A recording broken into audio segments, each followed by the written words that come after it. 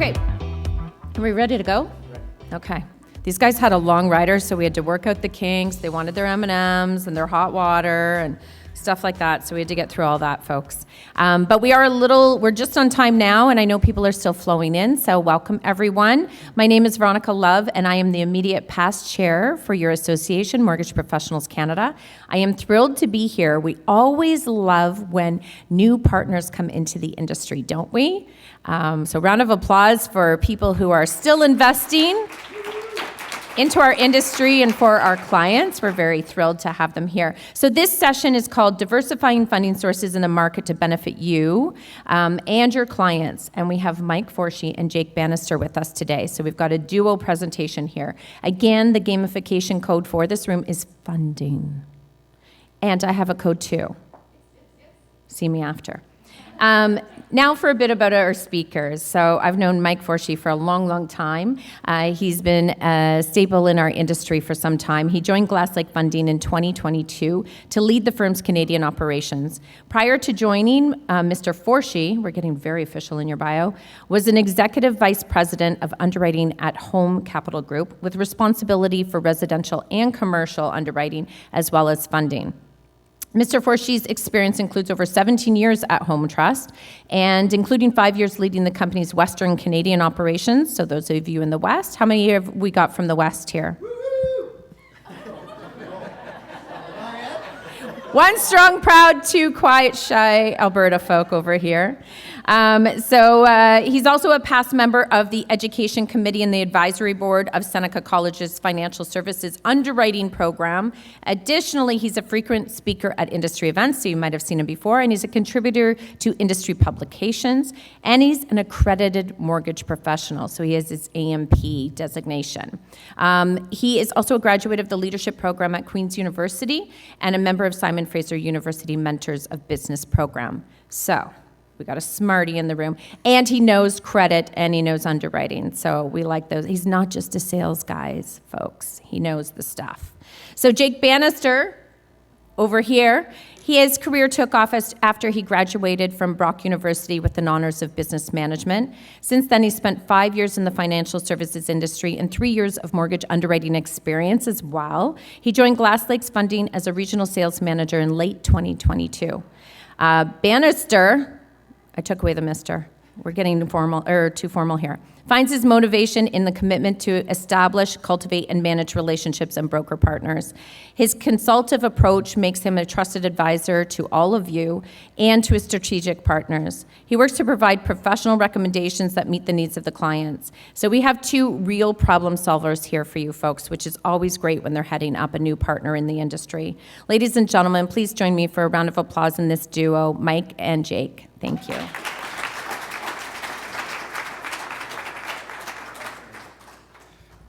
Veronica, thank you very much for the introduction. Good morning, everybody. I hope you're doing well and recovering from last couple nights of activities there. But just want to thank you all for joining us this morning. We're extremely excited to be here representing Glasslake Funding. Very quickly, just wanted to thank MPC for hosting another world-class event. It's a true testament to how strong the mortgage committee or mortgage community really is, and we're really looking forward to next year's event. So kudos to you guys. Very quickly, just wanted to introduce myself again. Jake Bannister, regional sales manager with Glasslake Funding. The gentleman to my left, who I'm sure many of you know, Mike Forshee, president of Glasslake Funding, as well as managing director of Bayview Asset Management. Just by a quick show of hands, I'll ask the audience, how many of you have heard of Glasslake Funding? Maybe you've seen us in some marketing material or gotten a call from our sales team. Okay, so we're doing a decent job, Mike, I think. Mike, maybe I'll turn it over to you. Maybe just a quick overview of Glasslake Funding, the affiliation with Bayview Asset Management, and where we sit in the market. Glasslake Funding, so we began operations in Canada in January 2022, and really our mandate is to provide commercial and residential funding to the Canadian market via originating through the broker network or buying off other institutions. And really the idea Bayview had when they eyed the opportunity to come back into Canada was that the tightening regulatory environment through mainly B20 OSFI B20 was causing this fallout of quality credit clients into the private market. And really, everyone can see that, and it continues to happen today. But really, not only from a product perspective, but really that the number of clients falling into the alternative or deep private, whatever you want to call it, was kind of outpacing the availability of liquidity in that space.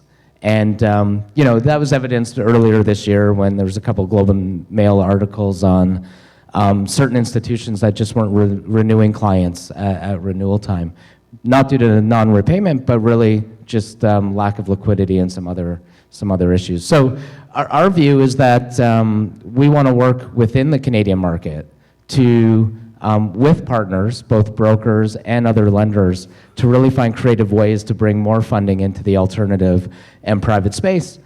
Because right now, mainly, if you look at the mixed space, it's money's raised through the exempt market, and there's only a certain amount of money that can be raised through that market. So how do we really work together as an industry to provide more funding? The title today is long about diversified funding, but really it is how do we get more funding into this space as it's going to continue to grow? Yeah, thanks, Mike. I think really the whole purpose of today, obviously we want to answer your guys' questions around the current lending landscape and ultimately how diversified funding sources can help you and your clients grow. Really the flow of today, again, this isn't a presentation, really more of a conversation and discussion, and I'm going to be shooting some questions over to Mike, and we're going to kind of walk through these topics together. So really just a bit of an agenda for today. What we wanted to go over is first and foremost, the current state of the alternative lending landscape and liquidity pressures and how they're impacting stakeholders.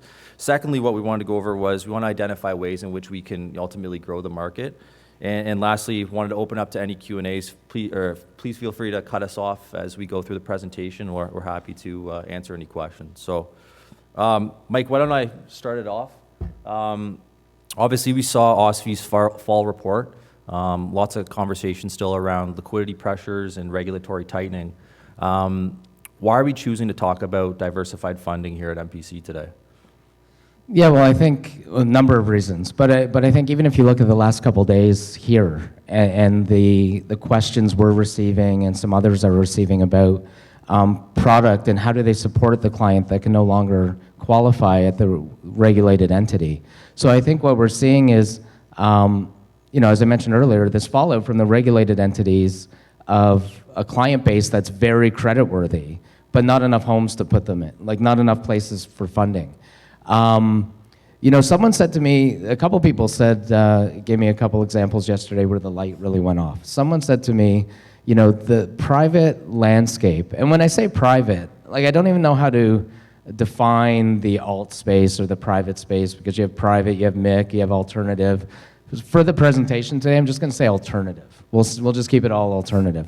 But someone said to me yesterday, the alternative, unregulated alternative market is similar to how the broker network was about 20, 25 years ago, where it's on the cusp of really breaking out, but options are limited.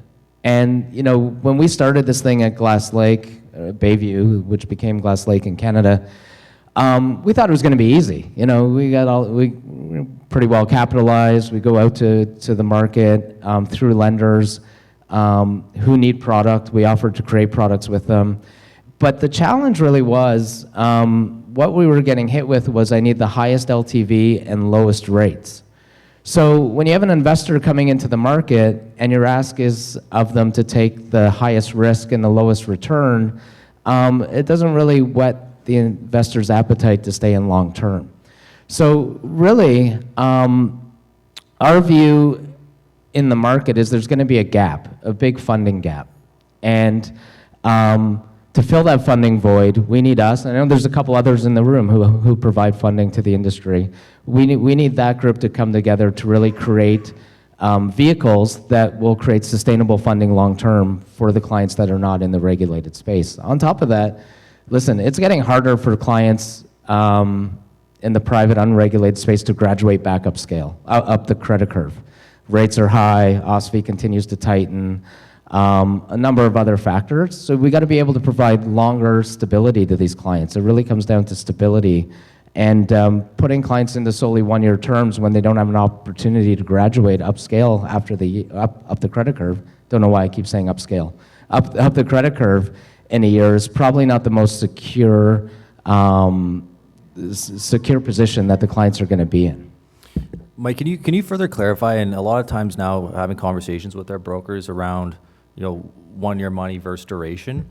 A lot of times brokers may have difficulty socializing that to the client. Can you kind of further clarify, why it might make sense to put a client into a longer term?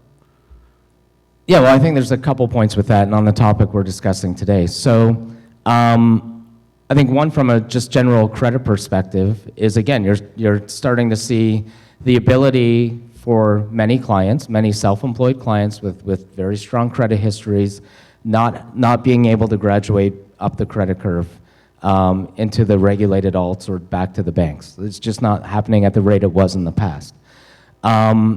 Also, like I have a term where some lenders in the space are kind of rent-a-money, right? They're renting the money to create origination fees, which doesn't necessarily create a secure product again for the client. But thirdly, when you look at duration, if you want to attract more investment into the space, you have to offer the investor something. And investors are looking for yield, duration, and credit quality. And I think right now when you look in Canada, a lot of investors really are looking to invest because they see the credit quality, but they're not seeing the return, right? So that return is in both yield and duration. So I think it's a match from an investment perspective where investors want longer term duration, but the client also wants longer term security because they don't want to be in that renewal cycle 6 to 9 months from now. Now, when we were doing our research to really launch, we did some work with Terranet, and we were tracking certain client registrations where they were in 1 year private money, and at the end of 1 year, they were moving to another private, and then moving to another private. So part of our thesis was these clients aren't graduating back up at the same rate they were. And so we kind of proved out that thesis. But the challenge is those clients that hop from private to private are paying new fees, new appraisals, and new legal costs, and other costs as they move. So being able to provide longer-term funding to the client is both a value add to the client and the investor. Perfect, thanks, Mike. And I guess just to clarify, so strong investors are looking for, number one, they're looking for duration. They're looking for strong yields and returns, and then ultimately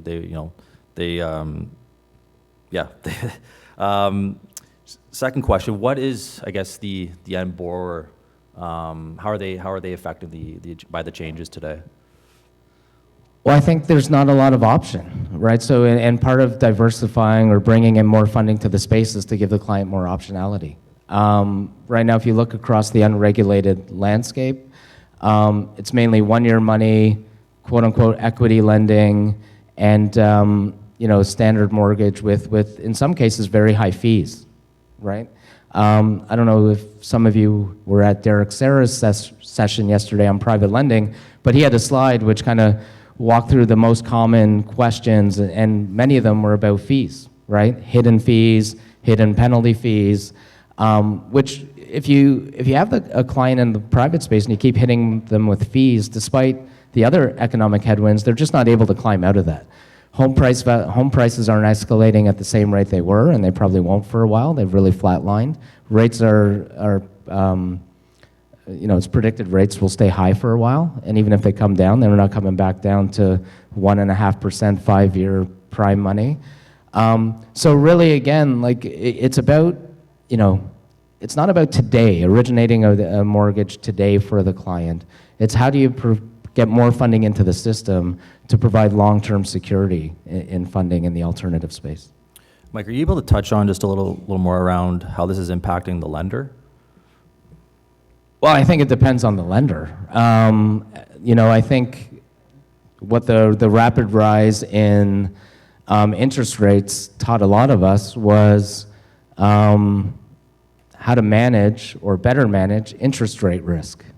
Right, like I think, when rates are low and home prices are appreciating 15 to 20% a year, and you're leveraging some of your book, that kind of stuff just like, it's a cycle and it pays off and you get into the cycle. When rates rise rapidly and you have fixed term money out there and you have variable rate leverage, it kind of puts you offside. So you realize you have to start with a sound treasury group and function to be able to come through those effects.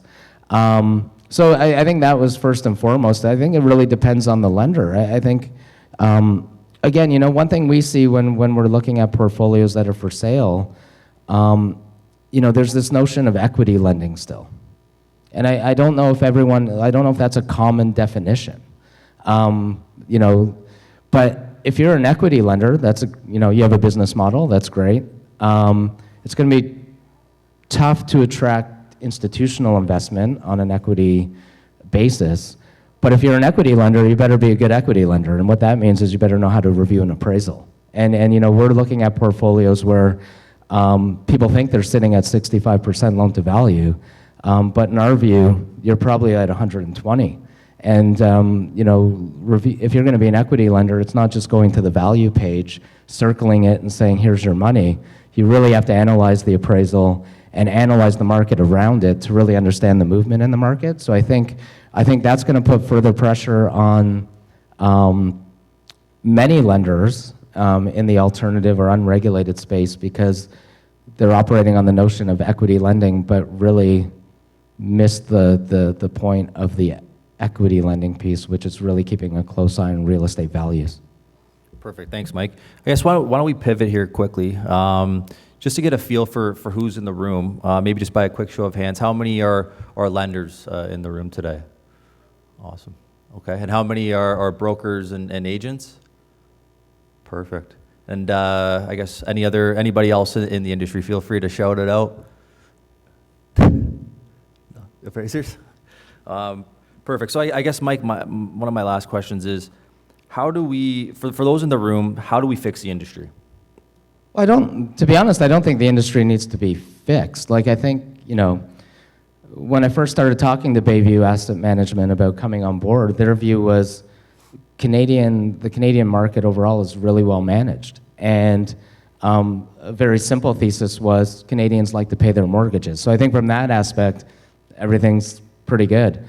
But what I do, it's not fixed. I think where we need to become more sophisticated is in how we manage these businesses and how we raise money. There's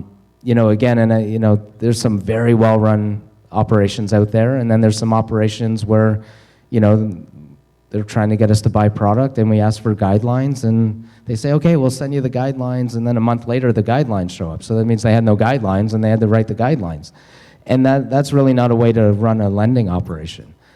So I think, again, going back to the industry as a whole, or maybe this segment, the private and unregulated segment, is how do we all work together to become more sophisticated, which in turn, or appear more sophisticated, maybe if we just appear more sophisticated as a group, that'll help attract more institutional investment into the space. And I think, one thing which is very interesting to me, I'm Canadian, working for a Canadian company, but also working for an American parent, is the amount of data that's available. Like in the US, you can get your hands on any form of data, which then helps you drive modeling, helps you, your predictive models. In Canada, it's really difficult to get your hands on the same data. When we were trying to build out our proprietary model, we had to buy data off other institutions. And even, when we're showing up with a check and asking to share some data, they were really holding on to it very tightly. So I think there's a way that all of us can, we don't all have to be egotistical and then just stay in our own shops. I think there's a way we can share data, share best practices, where in turn that shows that the alternative segment in Canada is much more sophisticated to the end investor. We kind of know what we're talking about. Key example was, Alex Godfrey, who's at the back, he's our head of underwriting. We went into a shop once who wanted cash, and they put up a nice PowerPoint deck. It was very pretty. And on one of the pages, we said, hey, have you stressed your portfolio to see if such and such happens, what happens to your loan to value? And they looked at us dead in the eyes and they said, this is Canada. Home prices never go down. And then 2 months later, here come the rate hikes, and it's a whole different thing. So we can't be afraid. We need to look at the data. show some kind of predictive modeling, so when the investor comes, like they really get an idea of, okay, it's a safer investment, it's well thought of, and we're investing into sophisticated shops, not just I don't know, I use this one all the time, Granny and Papa putting out $50,000 at a time.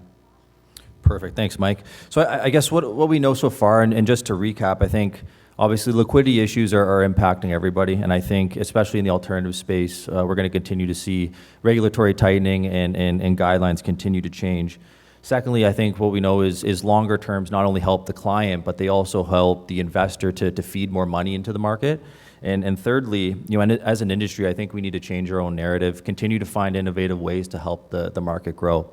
Mike, I don't know if there's anything else you maybe wanted to add or touch on, but definitely want to open up to a Q&A for the audience. Yeah, we'll open up to the Q&A, but I do just want to stress again, because there is a mixture of brokers and lenders and funders in the audience. Like, we really do need to come together to find ways to share data and best practices to really attract more funding. I truly believe, and if anybody wants to debate this out there, I'm happy to, but I don't think we're going to see any OSFI loosening anytime soon, or regulatory loosening at any level, which means like these good clients are going to need homes and need to find financing, and there just simply isn't enough in the private market right now to capture that.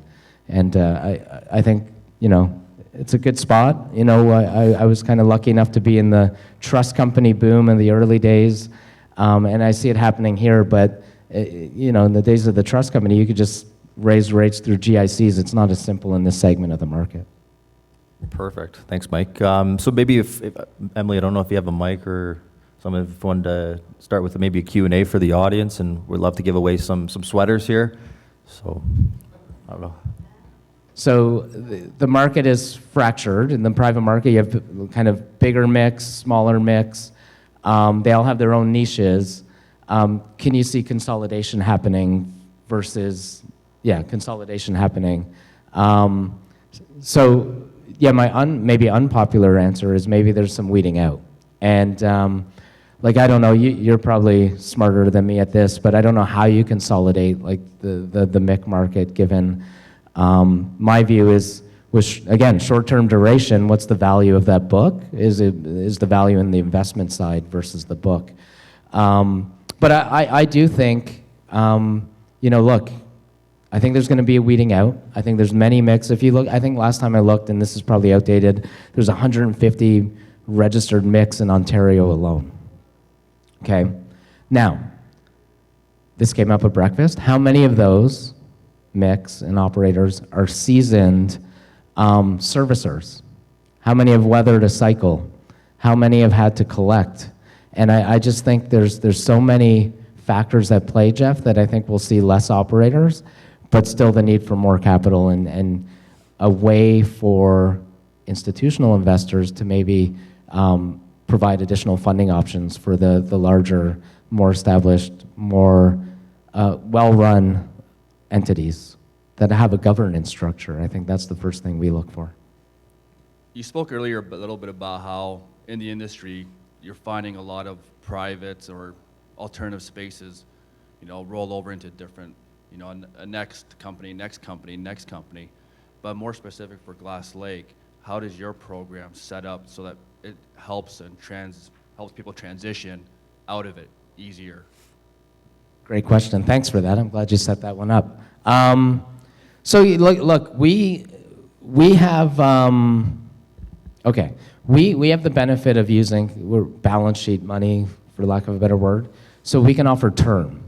Okay, when we first launched, we got crapped on because we were only offering 3 and 5 year money. Everyone's like, it's private. Like, why are you offering 3 and 5 year money?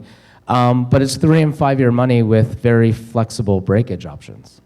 Right? So our view was, first of all, when you're starting a business, we wanted to build a sound base level portfolio, and if we were originating stuff that was just running off quickly, it kind of defeated our purpose.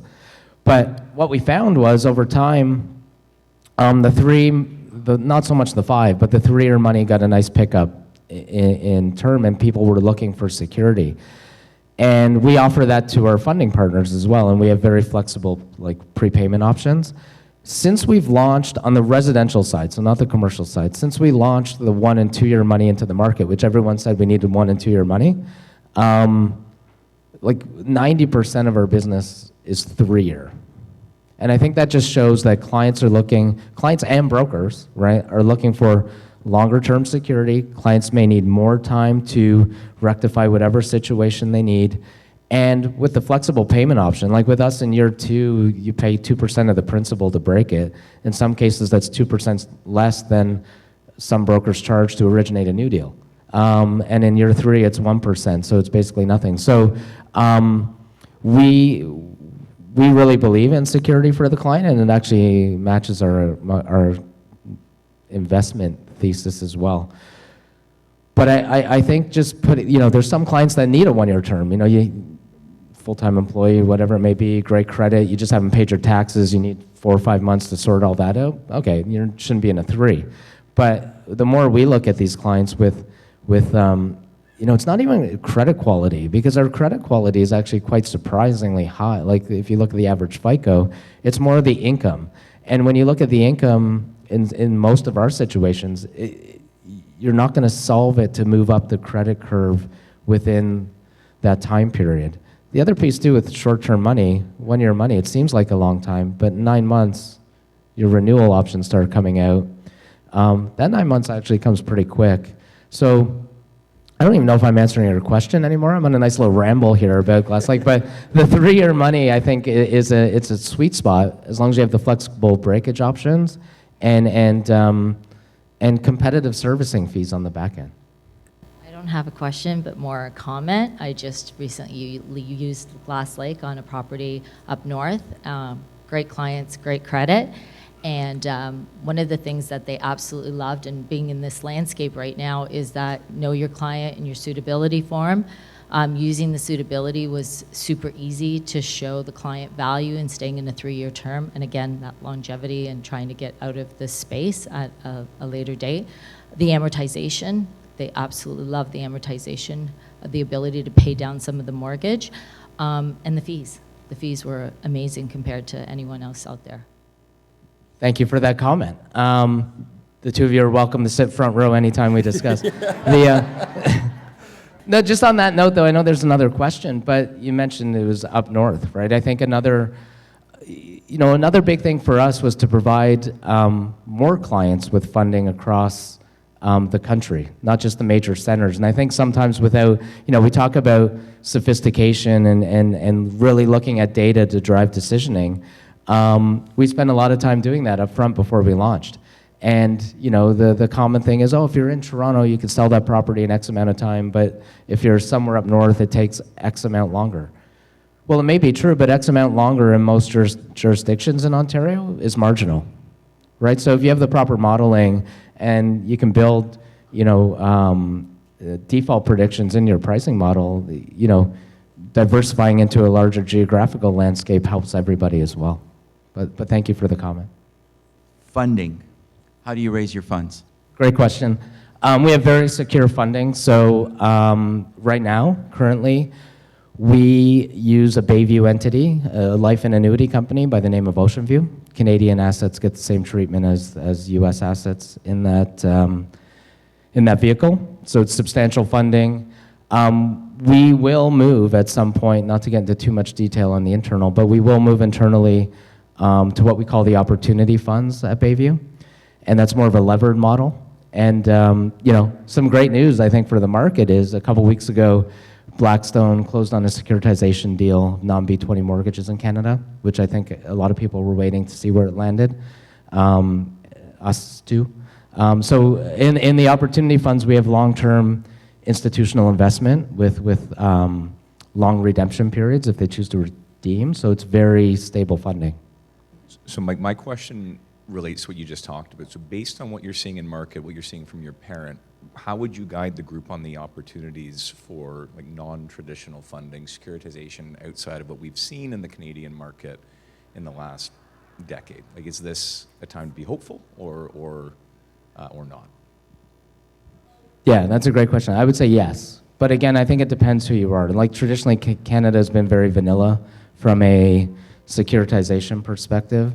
And what's interesting, when you talk to the rating agencies, and I'd be interested to talking to some other people in the room, they just focus so hard on B20 without really understanding what B20 is. And the end investor sometimes gets holed up on that as well. Really, it comes back to the sophistication of the operation, or who the sponsor of that vehicle is going to be. And I know in our experience, which may not be the same for everybody, everyone's looking for servicing experience, and and who your staff are, how experienced the staff are in what you're providing. So really, I am hopeful. I think that deal from a couple weeks ago told a very positive story, brought a lot of attention. I work for a U.S. parent. We talked to other U.S. investors. They were keeping a close eye on it as well. And I think it only creates room. Like, it's similar to the home RMBS, right? As soon as that first deal got over the hurdle, there was a lot of attention around it. And I think the deal from a couple weeks ago kind of broke that ground as well. But you got to be able to originate at scale. You got to be able to service at scale, and you got to be able to provide the end investor with a business model as to what you're operating, not just that you're funding any deal based on an appraisal coming through. Yep. Mike, more of a question about sort of working together. I think a lot of struggle with brokerages is, as you said, there's 150 mix registered here in Ontario. How do we as brokerages identify the good ones from the bad ones? Is there a way that we can work together as industry, as regulators, as participants in the marketplace to try to identify the right ones that we should be doing business with and sort of leaving the other ones behind? One thing I said to Fizzer at one point is with the level 1, level 2 licensing, is there a way to graduate certain mix or institutional mix into the level 1 area so that level 1 agents can do business with guys like you who are doing good business? So just wondering what your thoughts are and how do we move the industry forward? Yeah, I think there's a lot packed into that statement, but we would like to see some movement, right? Like, I think, again, there's a couple of us in the room that are not your small kind of Mick, just raising money daily. I think there should be different treatment, right? Like, I really believe that. But I do think, I'll tell a story. I was at a CAMLA event, I can't remember when, but it was like earlier this year or late last year, and we were new, we hadn't even launched yet, and we were just sitting around looking pretty at our table, not really participating. And they asked us if we wanted to participate in lender speed dating, right? So we were like, okay, we'll do it.